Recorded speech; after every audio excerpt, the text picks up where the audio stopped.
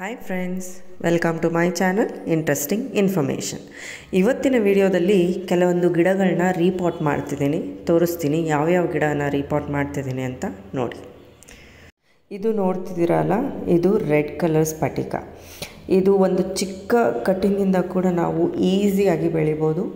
ಇದನ್ನು ನಾನಿವತ್ತು ರೀಪಾಟ್ ಮಾಡ್ತಿದ್ದೀನಿ. ನೋಡಿದ್ರಿ ಅಲ್ಲ ಎಷ್ಟು ಚಿಕ್ಕ ಕಂಟೈನರಲ್ಲಿ ಹಾಕಿದ್ದೆ ಅಂತ. ಇದು ಜಸ್ಟ್ 1 ಲೀಟರ್ದು ಪೇಂಟ್ ಡಬ್ಬ ಅದು. ಸೊ ನಾನು ಒಂದು ಚಿಕ್ಕ ಕಟ್ಟಿಂಗ್ನ ತೊಗೊಂಬಂದು ಹಾಕಿದ್ದೆ.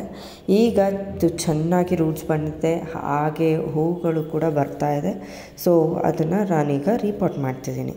ನೋಡಿದ್ರೆ ಇಲ್ಲಿರೋ ಪಾಟ್ಸ್ ಎಲ್ಲ ಕೂಡ ನಮ್ಮ ಹತ್ರ ಮುಂಚೆ ಇದ್ದಂಥ ಹಳೆ ಪಾಟ್ಸ್ಗಳೇ. ಅದರಲ್ಲೇ ಈಗ ಎಲ್ಲ ಪ್ಲ್ಯಾಂಟ್ಸ್ನೂ ನಾನೀಗ ರೀಪಾಟ್ನ ಮಾಡ್ತಿದ್ದೀನಿ. ಸೊ ಯಾವ್ಯಾವ ಪ್ಲ್ಯಾಂಟ್ಸ್ನ ರೀಪಾಟ್ ಮಾಡ್ತಿದ್ದೀನಿ ಅನ್ನೋದನ್ನು ನಾನು ನಿಮಗೆ ಈ ವಿಡಿಯೋದಲ್ಲಿ ತಿಳಿಸ್ಕೊಡ್ತೀನಿ. ನೆಕ್ಸ್ಟು ಇದು ಪೆನ್ಸಿಲ್ ಕ್ಯಾಕ್ಟಸ್. ನಿಮಗೆ ಗೊತ್ತು ಅಂತ ಅನ್ಕೋತೀನಿ. ಪೆನ್ಸಿಲ್ ಕ್ಯಾಕ್ಟಸ್ ಈ ಥರ ಬರೀ ಕಡ್ಡಿ ಥರ ಇರುತ್ತೆ, ನೋಡೋದಕ್ಕೆ ತುಂಬಾ ಚೆನ್ನಾಗಿರುತ್ತೆ. ಸೊ ಇದನ್ನು ಕೂಡ ಒಂದು ಚಿಕ್ಕ ಪಾಟ್ನಲ್ಲಿ ರೀಪಾಟ್ ಮಾಡ್ತೀನಿ. ಹಾಗೆ ಇದು ಒಂದು ಸಕ್ಯುಲೆಂಟ್ ಇದು. ಸೊ ಈ ಸಕ್ಯುಲೆಂಟ್ಸ್ನ ನಾವು ಎಲೆ ಮುಖಾಂತರ ಕೂಡ ಈಸಿಯಾಗಿ ಬೆಳೆಸ್ಬೋದು. ಆ್ಯಕ್ಚುಲಿ ಈ ಗಿಡ ನನಗೆ ಚಿಕ್ಕದಾದ ಗಿಡನ ನನ್ನ CTG ಫ್ರೆಂಡ್ ಒಬ್ಬರು ಕೊಟ್ಟಿದ್ದರು. ಅದು ಈಗ ನೋಡಿ ಎಷ್ಟು ಚೆನ್ನಾಗಿದೆ, 2 ಬ್ರಾಂಚ್ ಆಗಿದೆ. ಹಾಗೆ ಪಕ್ಕದಲ್ಲಿ ಚಿಕ್ಕ ಗಿಡ ಕಾಣಿಸ್ತಿದೆ ಅಲ್ಲ, ಅದು ಲೀಫಿಂದ ಬಂದಿರೋದು.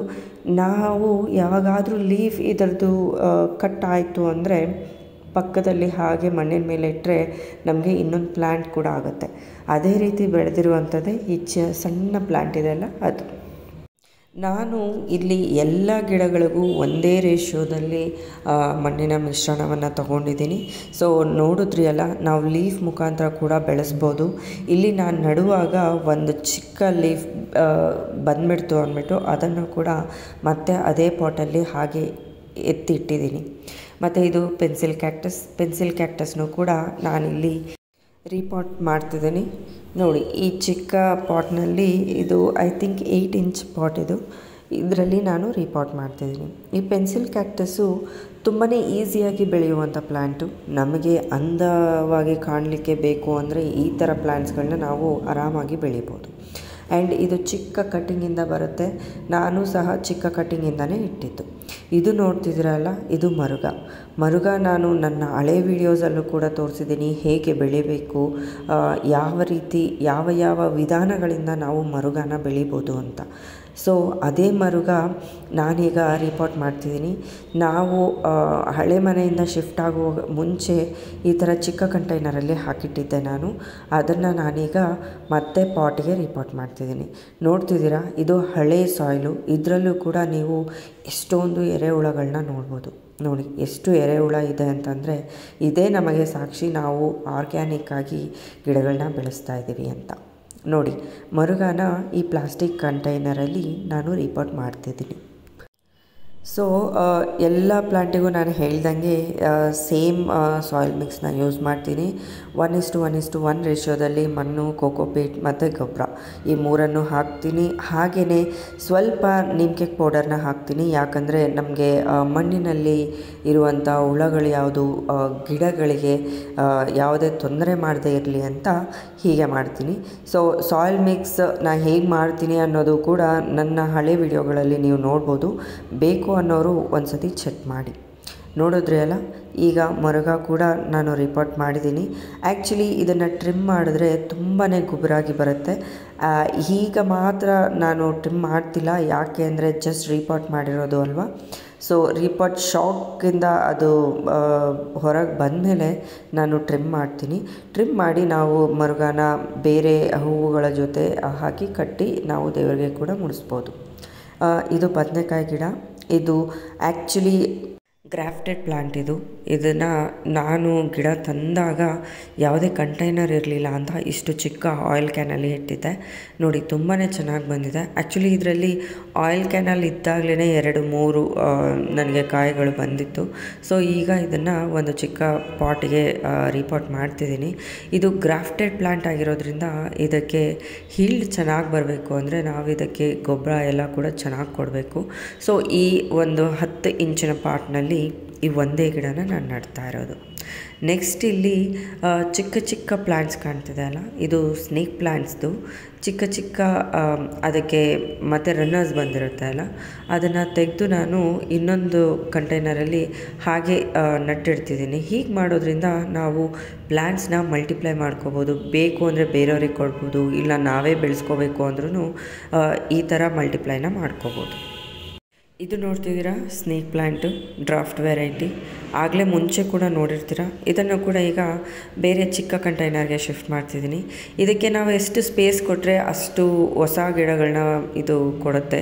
ಅಂದರೆ ಬೇಗನೆ ನಮಗೆ ಗಿಡಗಳು ಬೇಕು ಅಂತ ಅನ್ನೋದಾದರೆ ಈ ಥರ ಸ್ನೇಕ್ ಪ್ಲ್ಯಾಂಟ್ಸ್ನ ಆ್ಯಂಡ್ ಇದು ಹೇರ್ ಪ್ಯೂರಿಫೈಯರ್ ಕೂಡ ನಾನು ಇಂಡೋರಲ್ಲಿ ಕೂಡ ಇಟ್ಟಿದ್ದೀನಿ. ಆ ವಿಡಿಯೋಗಳು ಕೂಡ ನಿಮಗೆ ಶೀಘ್ರದಲ್ಲೇ ನಾನು ಪೋಸ್ಟ್ ಮಾಡ್ತೀನಿ.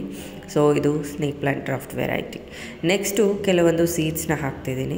ಇದು ಧನಿಯಾ, ಸೊ ಕೊತ್ತಂಬರಿ ಬೀಜ ಹಾಕ್ತಿದ್ದೀನಿ ಕೊತ್ತಂಬರಿ ಸೊಪ್ಪಿಗೋಸ್ಕರ. ತುಂಬಾ ದಿನ ಆಯಿತು ನಾನು ಸೊಪ್ಪು ಗಿಡಗಳನ್ನ ಕೂಡ ಹಾಕಿ. ಸೊ ಈಗ ಎಲ್ಲದನ್ನು ರೀಸ್ಟಾರ್ಟ್ ಮಾಡ್ತಿದ್ದೀನಿ. ಇದನ್ನು ಇಲ್ಲಿ ಕಾಣ್ತಿದೆ ಅಲ್ಲ ಬ್ಲ್ಯಾಕ್ ಕಲರ್ ಟಬ್ಬು, ಇದರಲ್ಲಿ ಹಾಕ್ತಿದ್ದೀನಿ.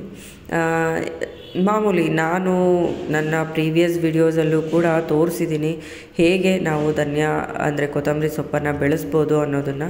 ನೀವು ಡೀಟೇಲ್ಡ್ ವಿಡಿಯೋ ಬೇಕು ಅಂದರೆ ಒಂದು ಸತಿ ಚಾನಲ್ನ ಚೆಕ್ ಮಾಡಿ. ಈಗ ನಾನಂತೂ ರ್ಯಾಂಡಮ್ ಆಗಿ ಹೀಗೆ ಫುಲ್ ಕಂಟೈನರ್ ಫುಲ್ ಕೂಡ ಈ ಥರ ಕೊತ್ತಂಬರಿ ಬೀಜನ ಹಾಕಿದ್ದೀನಿ. ಹಾಕಿ ಏನೂ ಇಲ್ಲ, ನಾವು ಬೀಜ ಕಾಣಿಸ್ತಾ ಇರೋ ಥರ ಸ್ವಲ್ಪ ಮೇಲ್ಗಡೆ ಮಣ್ಣು ಹಾಕಿದ್ರೆ ಸಾಕು. ಇದು ತುಂಬ ನೀರು ಹಾಕಬಾರ್ದು, ಹಾಗೆ ಕಡಿಮೆ ನೀರು ಹಾಕಬಾರ್ದು. ಆ್ಯಂಡ್ ಕೊತ್ತಂಬರಿ ಸೊಪ್ಪು ಅಂದರೆ ಕೊತ್ತಂಬರಿ ಬೀಜ ಜರ್ಮಿನೇಟ್ ಆಗೋದು ಸ್ವಲ್ಪ ಲೇಟ್ ಆಗುತ್ತೆ. ಸೊ ಅಟ್ಲೀಸ್ಟ್ ಒಂದು 5 days ಅಂತೂ ಬೇಕು. ನೋಡೋಣ, ನಾನು ಜರ್ಮಿನೇಟ್ ಆದಮೇಲೆ ನಿಮಗೆ ಎಲ್ಲ ಅಪ್ಡೇಟ್ಸು ಕೊಡ್ತೀನಿ. ನೀವು ನನ್ನ ವೀಡಿಯೋಸ್ನ ಫಾಲೋ ಮಾಡ್ತಾ ಇದ್ದರೆ ಯಾವುದೇ ಅಪ್ಡೇಟ್ಸ್ ಕೂಡ ಮಿಸ್ ಆಗೋದಿಲ್ಲ. ನೋಡಿದ್ರಿ ಅಲ್ಲ ಸೀಡ್ಸ್ ಹೇಗೆ ಹಾಕಿದ್ದೀನಿ ಅಂತ.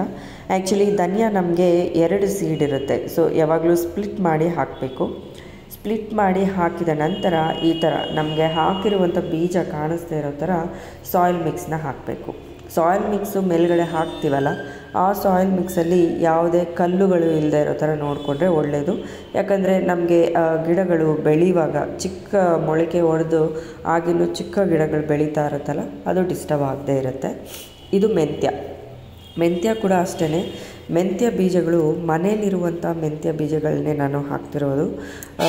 ಈಗ ನಮ್ಮ ಮನೆಯಲ್ಲಿ ಬೇಡ, ತುಂಬ ದಿನ ಆಯಿತು ಇದು ಮೆಂತ್ಯ ಬೀಜ ತೊಗೊಂಬಂದು ಯೂಸ್ ಮಾಡ್ತಿಲ್ಲ ಅನ್ನೋದು ಸ್ವಲ್ಪ ಇತ್ತು. ಸೊ ಅದರಿಂದ ಅದೇ ಬೀಜಗಳನ್ನ ಹಾಕ್ತಿದ್ದೀನಿ. ಬಟ್ ನಾವು ಫ್ರೆಶ್ ಆಗಿರುವಂಥ ಬೀಜ ಹಾಕಿದಷ್ಟು ಜರ್ಮಿನೇಷನ್ ರೇಟ್ ಚೆನ್ನಾಗಿರುತ್ತೆ, ಹಾಗೆಯೇ ಗಿಡಗಳು ಕೂಡ ಚೆನ್ನಾಗಿ ಬೆಳೆಯುತ್ತೆ. ಸೊ ಯಾವಾಗಲೂ ಅಷ್ಟೇ ಧನಿಯಾ ಆಗಲಿ ಮೆಂತ್ಯ ಆಗಲಿ ಫ್ರೆಶ್ ಆಗಿರಬೇಕು. ಫ್ರೆಶ್ ಆಗಿದ್ದ ಅಷ್ಟು ನಿಮಗೆ ಜರ್ಮಿನೇಷನ್ ರೇಟ್ ಅನ್ನೋದು ಚೆನ್ನಾಗಿರುತ್ತೆ. ನಾನು ಮೆಂತ್ಯ ಬೀಜಗಳನ್ನ 2 ಕಂಟೈನರ್ಸಲ್ಲಿ ಹಾಕಿದ್ದೀನಿ. ನಾನು ಈಗ ಸದ್ಯಕ್ಕೆ ಎಲ್ಲ ಗಿಡಗಳನ್ನ ಪಾಟಲ್ಲೇ ಹಾಕ್ತಿರೋದ್ರಿಂದ ಈ ಮೆಂತ್ಯ ಸೊಪ್ಪು ಬೀಜಗಳು ತುಂಬ ಇತ್ತು, ಆದ್ದರಿಂದ 2 ಕಂಟೈನರ್ಸಲ್ಲಿ ಹಾಕ್ತಿದ್ದೇನೆ. ನೋಡಿದ್ರಿ ಅಲ್ಲ, ಅದು 1 ಕಂಟೈನರು, ಇದು ಇನ್ನೊಂದು ಪಾಟು. 2 ಪಾಟ್ನಲ್ಲೂ ಕೂಡ ಮೆಂತ್ಯ ಬೀಜಗಳನ್ನ ಹಾಕಿದ್ದೀನಿ. ಹಾಗೆಯೇ 1 ಕಂಟೈನರಲ್ಲಿ ಕೊತ್ತಂಬರಿ ಬೀಜನ ಹಾಕಿದ್ದೀನಿ. ಹೇಗೆ ಗಿಡಗಳು ಜರ್ಮಿನೇಟ್ ಆಗಿದೆ ಅನ್ನೋದನ್ನು ನಾನು ನಿಮಗೆ ಖಂಡಿತ ತೋರಿಸ್ತೀನಿ. ಮೆಂತ್ಯ ಸೊಪ್ಪನ್ನು ಆ್ಯಕ್ಚುಲಿ ನಾವು ಮೈಕ್ರೋಗ್ರೀನ್ಸಾಗಿ ತೊಗೊಂಡ್ರೆ ತುಂಬಾ ಒಳ್ಳೆಯದು. ಅದು ಸ್ವಲ್ಪ ಕಹಿ ಇರುತ್ತೆ, ಬಟ್ ಮೈಕ್ರೋಗ್ರೀನ್ಸಲ್ಲಿ ತುಂಬಾ ಪ್ರೋಟೀನ್ಸ್ ಇರುತ್ತೆ. ಸೊ ಮೈಕ್ರೋಗ್ರೀನ್ಸು ಆರೋಗ್ಯಕ್ಕೂ ಕೂಡ ತುಂಬ ಒಳ್ಳೆಯದು.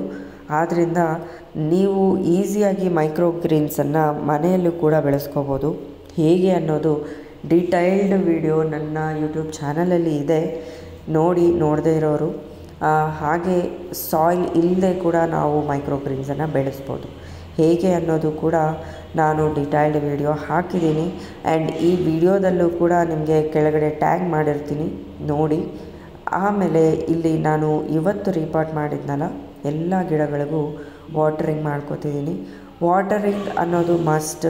ನಾವು ಗಿಡ ಹಾಕಿದ್ಮೇಲೆ ನೀರು ಹಾಕಲೇಬೇಕು. ಇನ್ಫ್ಯಾಕ್ಟ್ ನಾವು ಈಗಿನ್ನೂ ರೀಪಾಟ್ ಮಾಡಿದ್ದೀವಿ ಗಿಡ ಅನ್ನೋದಾದರೆ ತುಂಬ ನೀರು ಹಾಕಬೇಕು. ನೀರು ಹೇಗೆ ಹಾಕಬೇಕು ಅಂದರೆ, ನಾವು ಗಿಡ ಹಾಕಿರ್ತೀವಲ್ಲ ಆ ಕಂಟೈನರ್ನಿಂದ ನೀರು ಈಚೆ ಬರುವಷ್ಟುವರೆಗೂ ನೀರನ್ನು ಹಾಕಬೇಕಾಗತ್ತೆ. ಸೊ ನೋಡಿದ್ರಿ ಅಲ್ಲ, ನಾನು ಇವತ್ತು ಯಾವ್ಯಾವ ಗಿಡಗಳನ್ನ ನಟ್ಟಿದ್ದೀನಿ, ಹೇಗೆ ನಟ್ಟಿದ್ದೀನಿ, ಅದಕ್ಕೆ ನೀರನ್ನ ಹೇಗೆ ಹಾಕೋದು ಎಲ್ಲ ವಿವರವಾಗಿ ನಿಮಗೆ ತಿಳಿಸ್ಕೊಟ್ಟಿದ್ದೀನಿ ಈ ವಿಡಿಯೋದಲ್ಲಿ. ಸೊ ನಿಮಗೆ ವಿಡಿಯೋ ಇಷ್ಟ ಆಗುತ್ತೆ ಅಂತ ಅಂದ್ಕೊಂಡಿದ್ದೀನಿ. ಯಾರ್ಯಾರಿಗೆ ಏನಾದರೂ ಡೌಟ್ಸ್ ಇತ್ತು ಅಂದರೆ ಕೂಡ ನನಗೆ ಕಮೆಂಟ್ ಮಾಡಿ. ನಾನು ನಿಮ್ಮ ಎಲ್ಲ ಕಮೆಂಟ್ಗೂ ಎಲ್ಲ ಡೌಟ್ಸ್ಗೂ ಕೂಡ ಆನ್ಸರ್ ಮಾಡ್ತೀನಿ. ಹಾಗೆ ಇಲ್ಲಿ ಎಲ್ಲ ಪಾಟಲ್ಲೂ ನೀವು ಗಮನಿಸಿದರೆ ವೈಟ್ ಕಲರ್ ಕಾಣ್ತಿದೆ ಅಲ್ಲ, ಅದು ಎಪ್ಸಮ್ ಸಾಲ್ಟು ರೀಪಾಟ್ ಮಾಡಿರುವಂಥ ಗಿಡಕ್ಕೆ ನಾವು ನೀರಲ್ಲಿ ಕೂಡ ಹಾಕಿ ಗಿಡಕ್ಕೆ ನೀರು ಹಾಕೋದ್ರಿಂದ ಸ್ಟ್ರೆಸ್ಸಿಗೆ ಗುರಿಯಾಗೋದಿಲ್ಲ, ಬೇಗ ಸ್ಟ್ರೆಸ್ಸಿಂದ ಈಚೆ ಬರುತ್ತೆ ಗಿಡಗಳು. ಓಕೆನಾ? ಓಕೆ ಫ್ರೆಂಡ್ಸ್, ನಿಮಗೆ ವಿಡಿಯೋ ಇಷ್ಟ ಆಗಿದೆ ಅನ್ಕೋತೀನಿ. ವಿಡಿಯೋ ಇಷ್ಟ ಆಗಿದರೆ ಒಂದು ಲೈಕ್ ಮಾಡಿ, ಶೇರ್ ಮಾಡಿ, ಹಾಗೆ ವಿಡಿಯೋ ಹೇಗಿತ್ತು ಅಂತ ಕಮೆಂಟ್ ಮಾಡಿ. ಇನ್ನೂ ನನ್ನ ಚಾನಲ್ನ ಸಬ್ಸ್ಕ್ರೈಬ್ ಮಾಡಿಲ್ಲ ಅಂದರೆ ಸಬ್ಸ್ಕ್ರೈಬ್ ಕೂಡ ಮಾಡ್ಕೊಳ್ಳಿ. Thank you friends. ಮತ್ತೆ ಮುಂದಿನ ವಿಡಿಯೋದಲ್ಲಿ ಸಿಗೋಣ. ಅಲ್ಲಿವರೆಗೂ ಎಲ್ಲರಿಗೂ thank you. Bye take care.